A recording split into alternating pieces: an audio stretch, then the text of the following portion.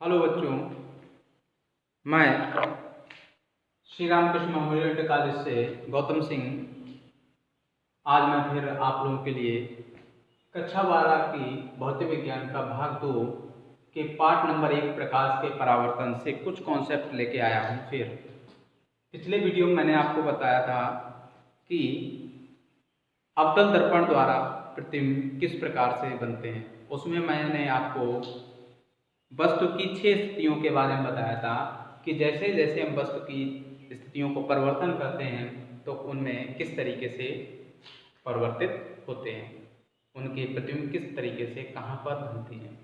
अब आज के वीडियो में आपको बताऊंगा उत्तल दर्पण द्वारा प्रतिबिंब का बनना। ठीक है, तो चित्र की तरफ देखेंगे आप लोग बच्चे। देखिए, ध्यान दें बच्चों, उत्तल दर्पण द्वारा प्रतिबिंब का बनना। जब वस्तु अनंत पर रखी होती है तो उत्तल दर्पण पर क्या होता है, प्रतिबिंब जो होता है उसके फोकस पर बनता है और यहाँ पर प्रतिबिंब जो होता है उसका आभासी और बस से बहुत छोटा बनता है। यहाँ पर प्रतिबिंब जो होता है आभासी बनता है क्योंकि यहाँ पे जो किरणें होती है उत्तल दर्पण से परावर्तन के पश्चात वो उसी माध्यम में वापस हो जाती हैं और इन किरणों को हम मिलाते हैं तो ये मिलाने के कारण यहाँ पे जो प्रतिबिंब बनेगा, यहाँ पे जो होगा आपका आभासी प्रतिबिंब होगा और सीधा होगा और बस से बहुत छोटा बनेगा। दूसरी कंडीशन में क्या होता है कि जब वस्तु दर्पण के पीछे साइड में रखी होती है तो उसका प्रतिबिंब जो होता है आपका दर्पण के ध्रुव और फोकस के बीच में बनेगा, छोटा, आभासी और सीधा बनेगा। कैसा बनेगा?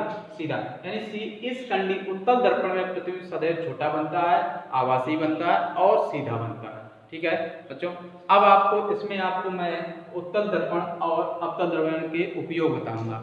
ठीक है, तो आप लोग, मैं बोल रहा हूं, आप लोग नोट कर लीजिए अपनी कॉपी पे।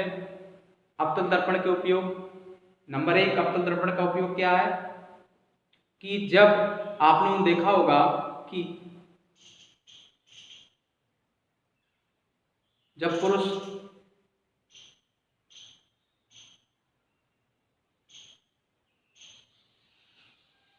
नाई, जब आपने देखा होगा जब पुरुष लोग नाई के पास जाते हैं तो वहां पे अपनी शेविंग वगैरह कराते हैं, तो नाई जिस दर्पण का उपयोग करता है तो वो आपका अवतल दर्पण होता है।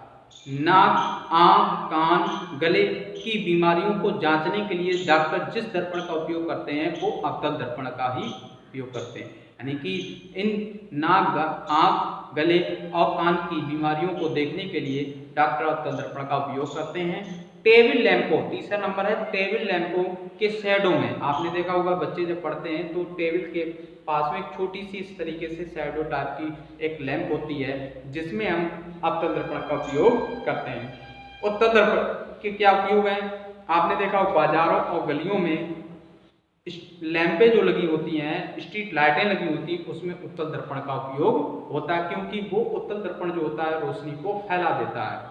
ठीक, इसलिए वहां पर हम उत्तल दर्पण का उपयोग करते हैं। इसका दूसरा उपयोग बहुत इंपॉर्टेंट है, आपने देखा होगा ट्रक ड्राइवरों और कारों के ड्राइवरों के पास में एक शीशा लगा होता है, एक दर्पण लगा होता है जो आपका उत्तल दर्पण होता है। पीछे की वस्तु को इस छोटी देखने के लिए उस दर्पण का प्रयोग किया जाता है। अगला पॉइंट मैं आप लोगों को बताऊंगा गोली दर्पण में। बच्चों ध्यान देंगे, गोली दर्पण में UVF में संबंध, यानी कि कहने का मतलब है वस्तु की दूरी, गोली दर्पण में वस्तु की दूरी, प्रतिबिंब की दूरी और दर्पण की फोकस दूरी में संबंध। तो जैसा कि चित्र आपको दिख रहा है, इसमें आपको एक आपको अवतल दर्पण लिया गया है जिसकी फोकस दूरी F है और वक्रता त्रिज्या C है। ठीक है, वक्रता त्रिज्या और अनंत के बीच में एक वस्तु रखी हुई है जिसके ऊपरी सिरे से एक प्रकाश किरण जाती है जो D बिंदु से परावर्तन होने के पश्चात दर्पण के फोकस से होकर गुजरती है। दूसरी किरण दर्पण के वक्रता किरण C से जाती है जो परावर्तन के पश्चात उसी दिशा में वापस हो जाती है। ये दोनों किरणें एक दूसरे को B' बिंदु पर इंटरफेस करती हैं। D' से मुख्य अक्ष पर एक लंब डालते हैं जो वस्तु AB का वास्तविक उल्टा और वस्तु से छोटा प्रतिबिंब प्राप्त होता है। अब हम यहाँ पे चित्र की तरफ देखते हैं तो यहाँ से आपको देखेंगे ये फोकस है आपका, फोकस से ध्रुव के बीच की दूरी को हम फोकस दूरी कहते हैं। यहाँ पे आपका प्रतिबिंब बन रहा है तो यहाँ से और यहाँ तक की दूरी यानी वस्तु के प्रतिबिंब और ध्रुव के बीच की दूरी को हम प्रतिबिंब की दूरी v कहते हैं। और दर्पण के ध्रुव और दर्पण की वक्रता केंद्र के बीच की दूरी को वक्रता त्रिज्या कैपिटल R से प्रदर्शित करते हैं और वस्तु की दूरी को हम u से प्रदर्शित करते हैं। जैसा कि मैंने आपको यहाँ पे दिया भी है, माना M1 M2 एक अवतल दर्पण है जिसकी वक्रता त्रिज्या कैपिटल R है और फोकस दूरी स्मॉल f है। इस अवतल दर्पण का ध्रुव P, वक्रता केंद्र C और फोकस f है। अब मान लेते हैं एक कोई वस्तु AB जो है ध्रुव P से u दूरी पर रखी हुई है जिसका प्रतिबिंब a dash b dash Dhruv P से v दूरी पर प्राप्त होता है। अब दर्पण पर एक हम D बिंदु से जहां पर ये प्रकाश की किरण इंटरफेस करती है, परावर्तित होती है, रिफ्लेक्टेड होती है, वहां से हम एक अवलंब डालते हैं n। जैसे ही हम अवलंब डालते हैं तो यहाँ पे आपके त्रिभुज बन जाते हैं।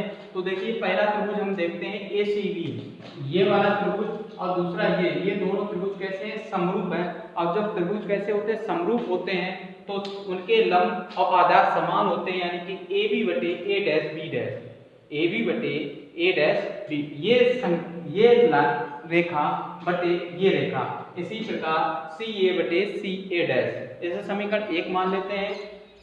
दूसरा त्रिभुज देखते हैं, दूसरे दो त्रिभुज DFN और A डैश FN, ये दोनों त्रिभुज, ये दोनों त्रिभुज लेते हैं तो ये दोनों भी समरूप हैं। तो क्या हो जाएगा DN बटे A डैश B डैश बराबर FN बटे FA डैश। DN जो होगा वो AB के बराबर होगा क्योंकि ये रेखा और ये रेखा, ये दोनों रेखाएं कैसी हैं, समांतर है और समांतर रेखाओं के बीच की दूरी सदैव समान रहती है। तो ये हो जाएगा AB बटे A डैश B डैश बराबर FN बटे FA डैश। इसे समीकरण 2 मान लेते हैं।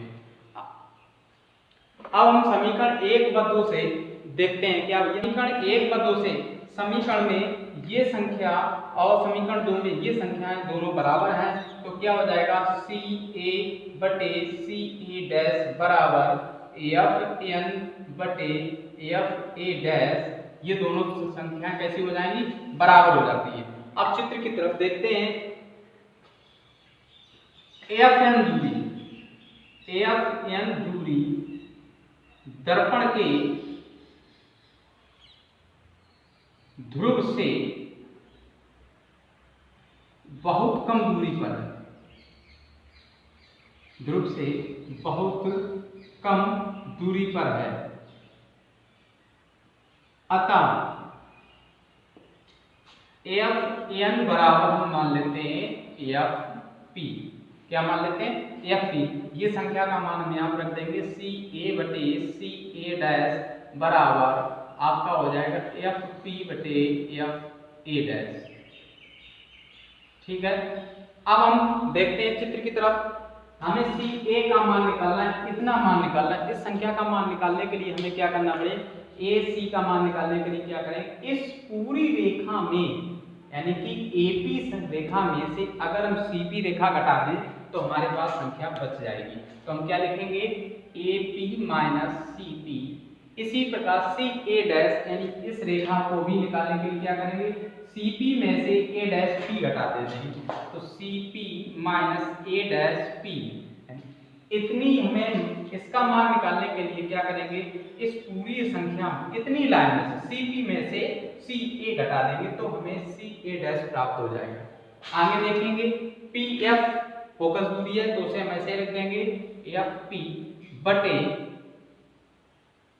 हमें अब निकालना है FA डैश, ये लाइन इतना मान निकालना। तो इतना मान निकालने के लिए बस इस छोटा सा मान निकालने के लिए क्या करें, इसमें से यानी A डैश P में से FP घटा देंगे तो क्या हो जाएगा, यहाँ पे लिख लेंगे A dash P minus FP। ठीक है, मान रख देंगे हम।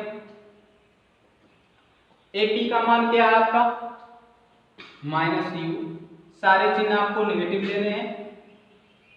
अब माइनस CP का मान है माइनस R बटे माइनस R माइनस AP का मान A डैश P का मान कितना है आपका a डैश p का मान है माइनस u, ठीक है, बराबर इसका मान minus f, a dash p का मान है minus b minus F P का मान है माइनस एफ,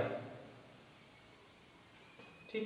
चूंकि करके लिखेंगे, चूंकि कैपिटल आर बराबर जो होता है 2f के बराबर होता है, तो ये मान हम रख देंगे। आप लोग देख लेंगे फिर दोबारा हम सी ए का मान निकालने के लिए क्या करेंगे, हम A P minus C P लिख देंगे, और सी ए डैश का मान निकालने के लिए सी पी माइनस ए डैश पी लिख देंगे।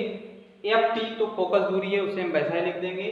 पी एफ ए डैश का मान निकालने के लिए A dash P minus F P लिख देंगे। ए पी का मान माइनस यू है, सी पी का मान माइनस आर है, ए डैश पी का मान माइनस वी है, क्योंकि ये आपका ए डैश पी मतलब हो गया आपकी वस्तु ध्रुव से वस्तु की दूरी, फोकस दूरी माइनस एफ, ये सारे मान रख देंगे। परंतु आर बराबर कैपिटल आर बराबर होता है 2f, आपको पहले ही मैं बता चुका हूँ। फोकस दूरी जो होती है वक्रता त्रिज्या की आधी होती है, या वक्रता त्रिज्या जो होगी फोकस दूरी की 2 गुनी होती है। हमें क्या करना है, क्रॉस मल्टीप्लिकेशन कर देना है। जैसे हम क्रॉस मल्टीप्लिकेशन करेंगे, पहले तो हम आर का मान रख देंगे minus you minus A 2f बटे माइनस आर माइनस बी बराबर माइनस एफ बटे, यहाँ पे भी मान रख देंगे 2f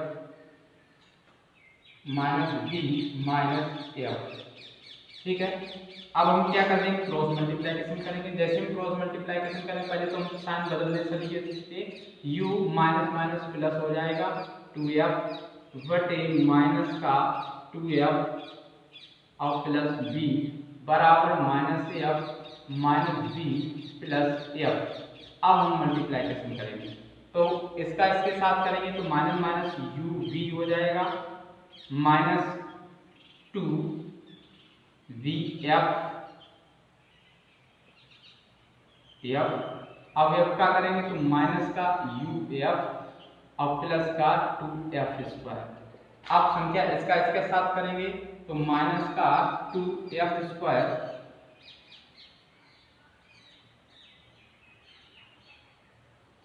माइनस माइनस प्लस हो जाएगा 2f स्क्वायर और माइनस का vf। ध्यान दें ये दोनों संख्याएं पॉजिटिव हैं एक दूसरे के, इस संख्या को मैं इधर लाऊंगा तो नेगेटिव हो जाएगी, दोनों कट जाएंगी। तो u v minus u f बराबर माइनस v f और प्लस के 2 v f। हमने क्या किया, ये v f उधर ले गए तो ये आपके प्लस के हो गए, तो u v minus u f बराबर हो जाएगा आपका v f, ठीक। इस समीकरण में हम क्या करना है, u v f से भाग करने पर, जैसे ही हम इस समीकरण में भाग करेंगे u v f से भाग करने पर, जैसे ही आप भाग करेंगे तो क्या बचेगा आपका, देखिए जरा u v बटे u v f minus u f बटे u v f बराबर v f बटे u v f।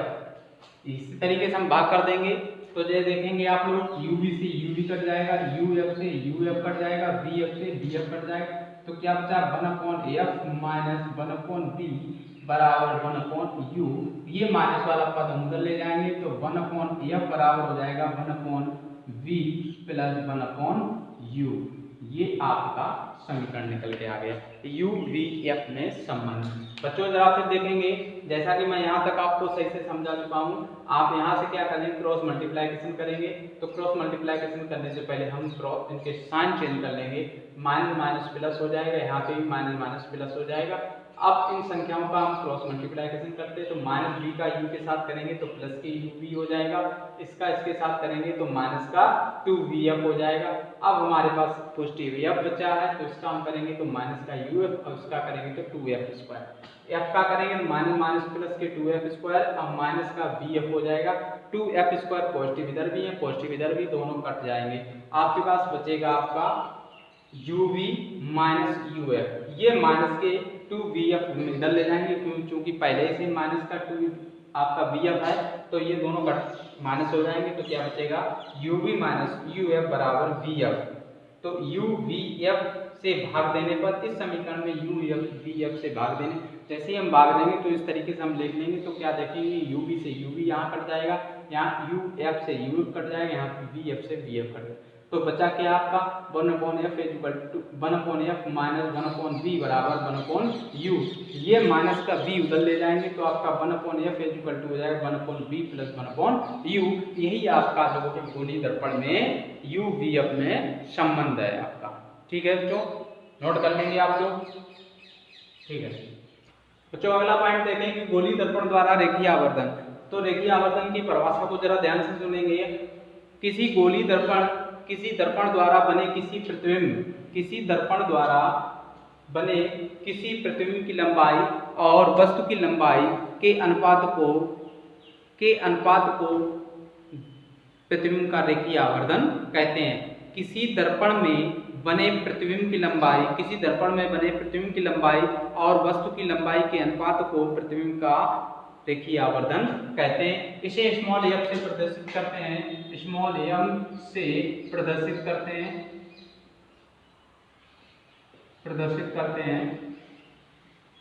अर्थात कहने का मतलब होगा रेखीय आवर्धन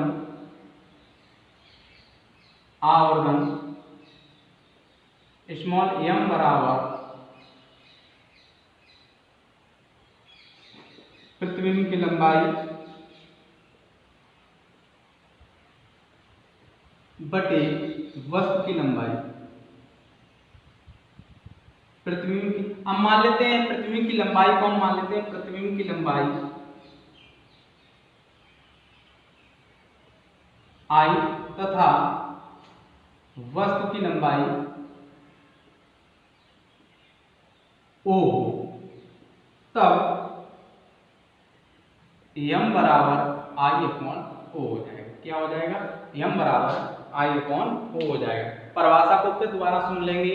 किसी दर्पण में बने प्रतिबिंब की लंबाई और वस्तु की लंबाई के अनुपात को रेखीय आवर्धन कहते हैं। इसे स्मॉल m से प्रदर्शित करते हैं, तो m बराबर हो जाएगा प्रतिबिंब की लंबाई बटे वस्तु की लंबाई।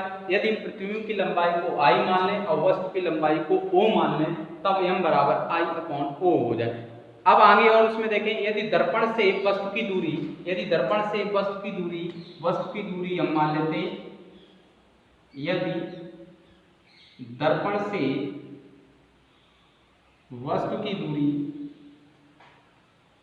हम मान लेते हैं u तथा प्रतिबिंब की दूरी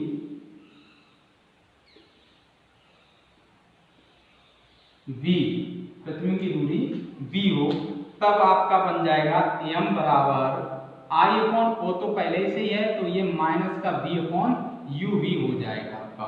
यानी कि यदि हम दर्पण से वस्तु की दूरी u लें और प्रतिबिंब की दूरी v लें, तब आपका m बराबर i अपॉन o बराबर माइनस v अपॉन u हो जाएगा। यानी कि अगर किसी भी सवाल में वस्तु की दूरी, प्रतिबिंब की दूरी और वस्तु की लंबाई दी जाए तो आपके प्रतिबिंब की लंबाई निकाल सकते हैं। बच्चों, आपकी कक्षा 12 का भौतिक विज्ञान का भाग 2 के पाठ नंबर 1 से प्रकाश का परावर्तन का जो थ्योरी है वो यहीं पे समाप्त होती है, यहीं पे आपकी खत्म हो जाती है। अब आपको अगले वीडियो में आपको इससे संबंधित इसके न्यूमेरिकल्स मैं आपको सॉल्व कराऊंगा। आप हमारे वीडियो को यूट्यूब चैनल पर भी देख सकते हैं। हमारे यूट्यूब चैनल को आप सब्सक्राइब कर लें और बेल आइकन को दबा दें, जिससे कि हमारे नए नए वीडियो आपको बराबर मिलते रहें। हमारे वीडियो को आप लाइक भी कर दें और